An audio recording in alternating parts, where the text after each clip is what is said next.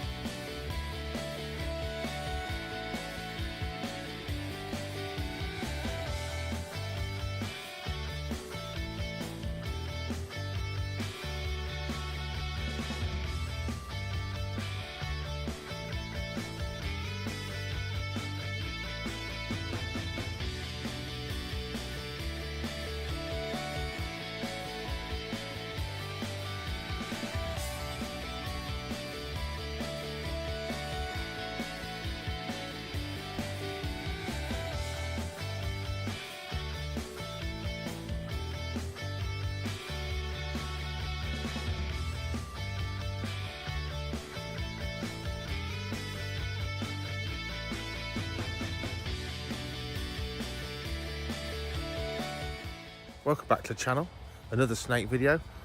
We're in the woods and I'm actually going to get some beech leaves. It's actually the beginning of March 2023. I'm going to get a big sack full of dried beech leaves for sort of some partially bioactive for the snakes.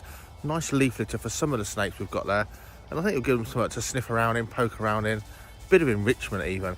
But we're going to give it a go. I'm going to start changing the enclosures. I've already told you some of them get more naturalistic backgrounds, and we're also going to give them semi bioactive. Might or may not put loads of little creatures in there.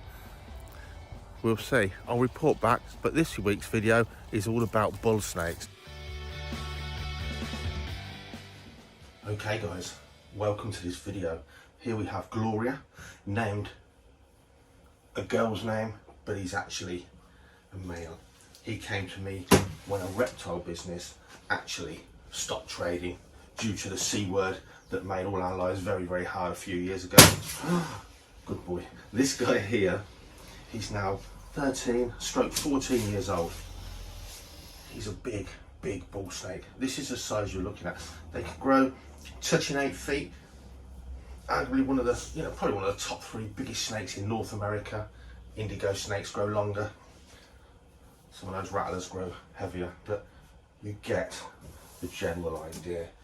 This snake is absolutely massive for a colubrid snake. Heavily keeled scales, so they feel quite rough and bumpy. Known for their hiss, like a snorting, charging bull.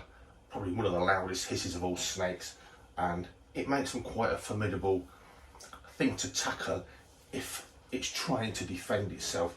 Rearing up, mostly bluff striking, insanely loud hiss if it's cross, and a tail rattling in any substrate. And to be honest, a colour pattern not unlike a rattlesnake. So a pretty harmless species that certainly puts on a good show when it's defending itself for sure. Don't let that put you off keeping this amazing animal.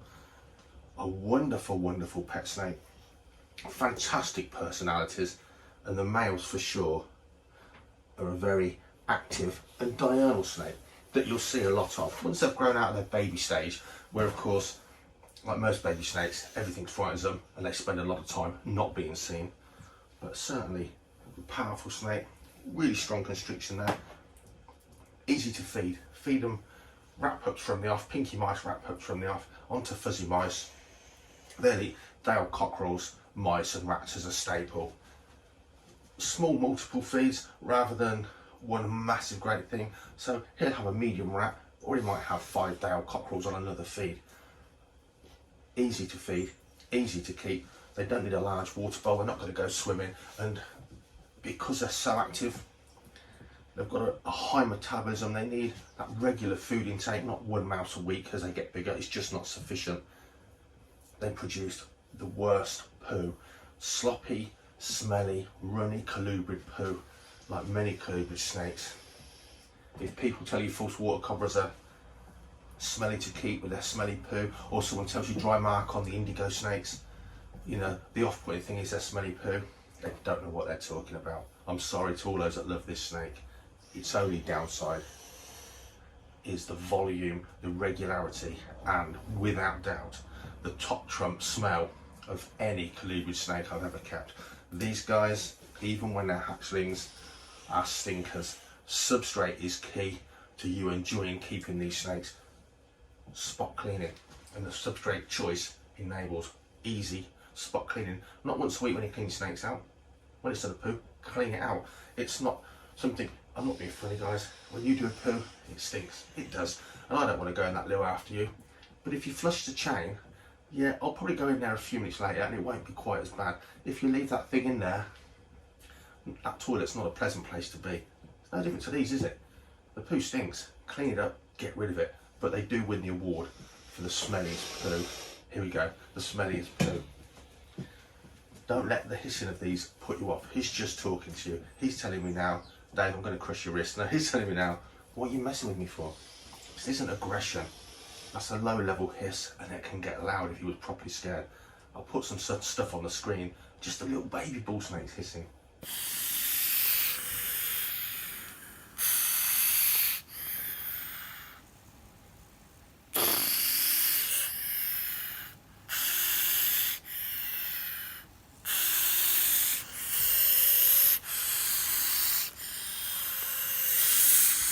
Temperatures, give them a range. You can keep this snake in the most basic rack system if that's what you want to do. Plain, even no hide, small water bowl, substrate. But you know what? This is an inquisitive critter. It really is. I'll show you how I keep them. Still pretty plain. It's going to get more interesting. If you watch the video, you know that these enclosures are starting to morph. I really want to work on some good backgrounds.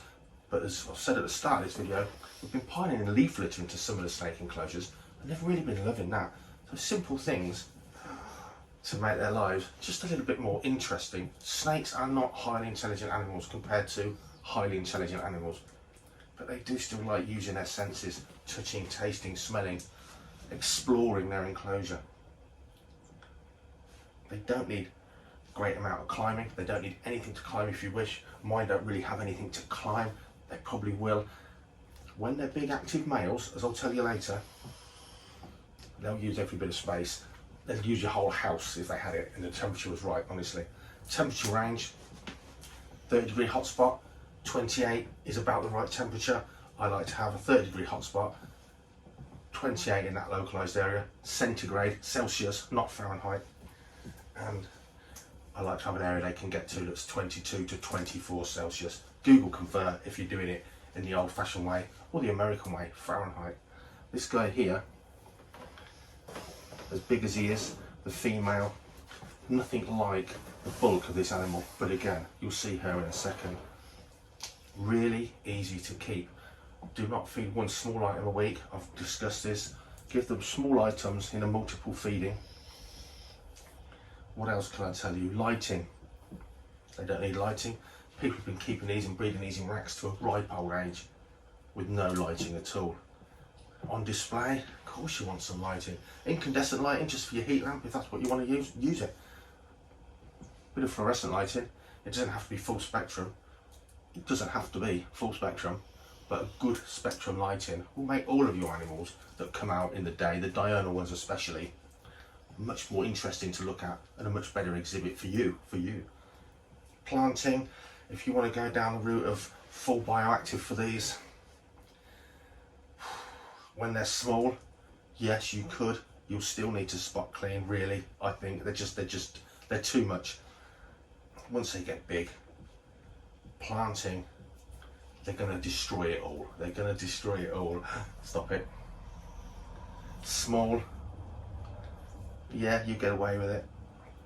Bigger, a compost type substrate, thick leaf litter on top. I would spot clean, but you're going to get some bioactivity there if you keep the substrate very slightly damp. You'll probably get away with it. For me, they're just too messy. Dry substrate, lock in that moisture from their excrement that you can spot clean straight away without the snake running the risk of getting any scale rot where it's been in contact with a highly laden substrate laden with bacteria. Breeding, breeder's dream. If you keep colubrid snakes and you've never bred any and you're not sure what species to go for, Pueblo milk snake right up there. But if you're keeping a bigger colubrid snakes like these bull snakes, breeder's dream, this is the one for you. Really is. Brumate them. These brumate for 4 months, a couple of months in brumation. Give them a month of no food, just water, and then start to reduce their temperatures for a couple more weeks, just in case there's any food in their system. You want that system completely empty during brumation, and then gradually reduce them down. 50 degrees Fahrenheit, 8 to 10 degrees Celsius. Give them water, small water bowl in their brumation chamber. These are tough snakes. 4 months brumation this guy has just come out of, just about 3 weeks ago. Wake them up, gradually warm them up over a week or so. Pair them up. You don't need to wait until the female has done a post-brumation shed. Her first shed after brumation, unlike some colubrids, may well be her pre-lay shed. Pair them up. If you want to feed them together, just watch out one doesn't get all the food. Get them feeding. They'll breed very, very soon after brumation. And then feed that female even more. Plenty of small regular feeds. Get her fattened up, because she's going to produce you 5 to 20 eggs, maybe a couple of months later if you're lucky. And you will be lucky, because if you've got a male and female and you brumate them, they'll breed. They really will. If the male doesn't know what he's doing, a little trick that some people use, I've never had to do this, keep his first shed that he does produce and then introduce that back in to the female's enclosure with him. It might trigger him to think he's got competition in there, and it might get the old testosterone rising, ready for breeding. For me, brumation, pair them up, they breed. 28 degrees Celsius for those eggs. Give or take 60 days, they're going to hatch. They don't want to be too wet, they don't want to be too dry. Research breeding snakes if that's what you want to do. Check out some of my videos on my playlist. But I can tell you now, vermiculite, perlite, add enough water that if you squeeze it, it'll still disintegrate. It won't stay in a soaking wet clump. It will just stick together. Put them in your egg box, set them around 28 degrees C, sit back and wait. You will get some grumpy, hissy, stunning baby colubrid snakes that are dead easy to keep. I've tried everything. Unlike a lot of my colubrids, I don't keep my bull snake babies on a slightly damp coir mix. I've gone back to keeping the bull snake babies, come back on paper, newspaper, small water bowl. They hide in the folds of the paper. I feed them once a week to begin with on a pinky mouse or a pinky rat, a rat pup with no fur. I feed them in the evening, just before lights out. They nearly always eat before it's morning the next day. Once they're eating well, start doubling up on those feeds, or feed them every 4 days, and they'll grow fast. If you breed natural pairs, you still don't know. If you don't know what the genetics are, you might get albinos, you might get other colour morphs. In the States, bred to a high degree of colour morphs, highly collectible, the bull snake. In the UK, we need more people interested again in this once commonly imported species. It's a fantastic snake to have around, and to be honest, we see more pine snakes, we see some gopher snakes. This is Pituophis catenifer sayi, the bull snake, related to but not a pine snake. Bulkier, bigger animal, and they are honestly just the most amazing characters. I'll show you the enclosure my pair are living in right now. Very simple but effective, and it gives them plenty of space and stuff to do in there. But I think that's it. They really are the quintessential easy big colubrid snake to keep. They're almost like the textbook colubrid snake to keep and breed. Keep them around 28 degrees C. The eggs hatch in about 60 days, kept at around 28 degrees C. Brumate them from a couple of months to 4 or even 5 months if you wish, at around 10 degrees C, just a bit lower, 50 degrees Fahrenheit. They're tough. If it drops below that, they'll still be okay. And when they're babies, hatchlings, critically, if you buy one, you're just getting your first bull snake from a reptile shop or a breeder. It most likely will be incredibly hissy, doing all of this, It's not going to hurt you. Just pick it up. My feisty little fella. Fair play.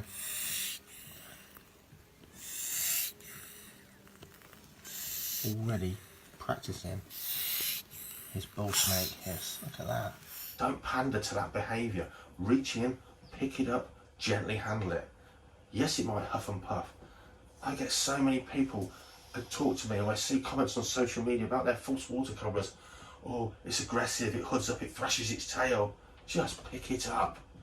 It's that big. You're not going to get envenomated. You're not going to die. It's not going to even bite you, more than likely. It's all bluff. Any of these snakes that huff and puff because they don't want you to pick them up, and you don't pick them up, you've just rewarded them. You've convinced them that that's the behaviour to do, because then you won't pick them up. Don't dilly-dally. You don't need to try and make friends with it over 6 months. Scoop it up gently and firmly. Don't be nervous. You won't make it nervous, and just handle that snake. If a baby bull snake bites you and you bleed, my goodness, you're going to have the tiniest tooth marks in you. You will be 100% fine and pain-free. But just enjoy what is essentially a relatively common, easy to get, easy to breed, and yet giant, really colubrid snake to rival the size of any of its North American friends. Look at that. And to be honest, if this was some rare Southeast Asian rainforest snake that had only just come into the hobby and we found out it grew this long, everyone would be all over it, and there'd be, I don't know, several £100s or dollars each. Don't let something's availability make you think it's so common in a way that there's no kudos to owning it. Just enjoy a beautiful snake full of beautiful character. I'll show you in close up, and then we'll have a quick look at the enclosure.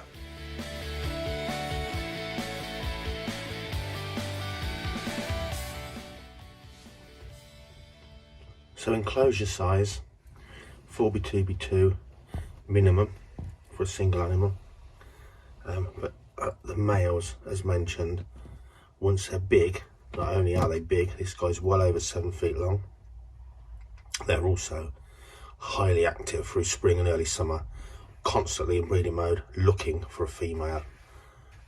This is one of those animals that genuinely would explore the whole reptile room if it was devoted to it as an enclosure. So as a lot of mine are,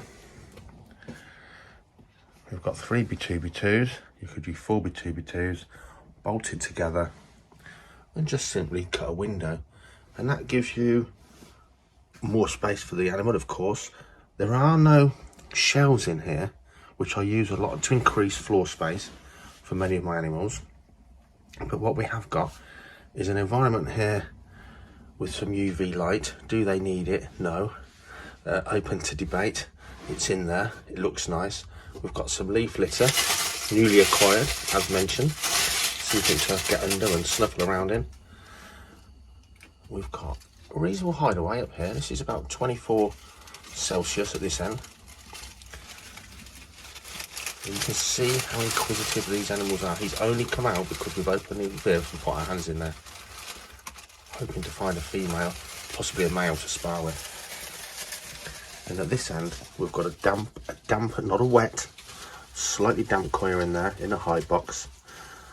30 degrees here, 30 degrees Celsius here. It's just around 27 to 28 actually inside that box. So a hot spot, 30 degrees, literally there. Roughly 28 in that half. But by having it as two halves, what a much cooler area down here. And this, honestly guys, this sums up male bull snakes for you. Out and about straight away, inquisitive, coming to see what on earth's going on.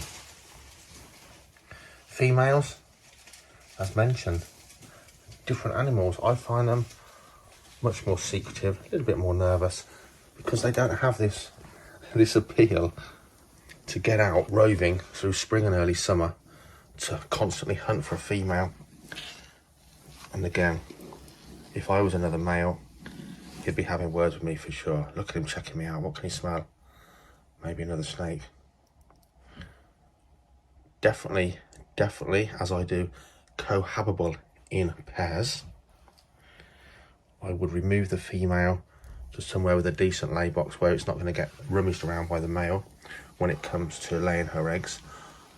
They will double clutch if you breed them first thing in the spring. If you want them to, that's up to you. The female will often double clutch anyway, with a smaller clutch with some fertile eggs. Look at this guy go, and look just how long this guy is. Do they need to be cohabited in pairs? Not at all. And to be honest, I would say if I had to give them a human personality and anthropomorphisize, I'm sure the female will be quite happy not to have the male's attentions at all. It seems to work well for my pair, and many other breeders will keep their animals together. They're just such an inquisitive, interested animal. They do seem to enjoy, no, that's the wrong word, is it? Oh, bull snake, yes. They do seem to interact and do more if they've got a mate in with them. Or I guess if the enclosure's large enough, possibly 3 or 4 females to 1 male. But of course, you're talking some serious space to do that. You can see this is all about, this is slightly territorial. This is an animal fueled upon testosterone, right in some really, you know, this guy's been out of brumation now for a couple of weeks, full up to temperature, maybe 3 weeks actually. He's right in his breeding cycle. You can hear that slight hiss. Not an animal to be afraid of whatsoever. Bull snakes are hissy when they're frightened. They're very hissy. They're striky, usually with their mouth shut. They're not a snake to worry about. Treat them right. Just don't get your hand grabbed by offering food by hand, because like any snake, if they think your hand's food, they're going to really clamp on. Look at that guy. Let's pop him back in for now. Go on, in you go. Water container doesn't need to be big. It won't benefit them if they're in and out of a huge water bowl and soaking all their substrate. But going back to the enclosure, Gloria, it's called Gloria. Someone thought it was a girl once upon a time. No, it wasn't me. Get in there. We'll shut him in there if we can. Just quickly see the female bull snake. Who's in here? So typically females are much smaller. She's 5 feet long. Beautiful animal. And now she's in that mode where she just wants little feeds regular and often. A mouse and a chick, possibly twice a week, is going to need calories because, of course, this girl here will be now producing eggs very soon. I'll talk about that, or I have spoke about that, I hope, previously in a video. But you can kind of see, although that animal's 5 foot long, at a stretched out 7.5 foot male, he's just a bigger, bulkier, much more massive creature. And what I find, they're much shyer, secretive females. And why wouldn't they be? They've got no reason to go out being on display to every predator in the world. She's producing a pheromone trail when she does go out hunting, moving around. He's bigger, he's bulkier, he takes the risk.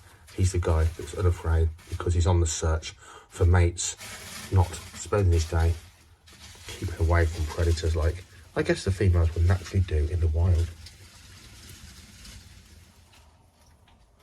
For bull snakes, he's doing it again, look, what a plonker.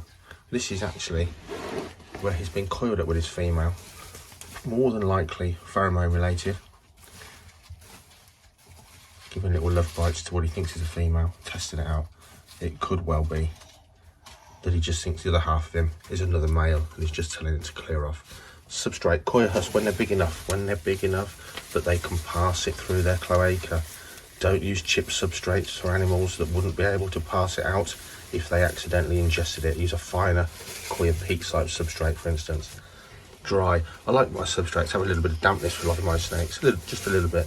Bone dry for your bull snakes, because as mentioned, they do runny, sloppy poos profusely. You need a dry substrate of a good choice that's going to lock up that moisture instantly into a spot cleaning area, not so it runs through the substrate and runs through underneath. I find dry coir husk is absolutely brilliant. I haven't found anything really any better. And when it comes to bull snakes, you choose your substrate. But I can tell you now, a lot of substrates are rubbish for these messy colubrids where the muck just runs through and it isn't absorbent. You want that absorbency to lock that poo into a space that you can spot clean, not just easily, but straight away. I would say keeping bull snakes and your sanity heavily revolves around your choice of substrate and daily maintenance if needs be. Hope you've enjoyed that video, guys. Another snake video in the bag. A common species for many, but certainly, especially in the UK, a species that's fallen by the wayside. There's a ruddy flying here again. It's fallen by the wayside and it needs that resurgence. It needs more love. I think the bull snake, you know, as a pet snake even, what an amazing animal, let alone something you can breed in colour morphs, you can breed true, and you can breed easily. A really great snake to keep as a pet, have about the place, and to get you on that track of breeding colubrid snakes. You'll really enjoy breeding them as well as just keeping them. Like and subscribe. Thanks very much. See you in the next one.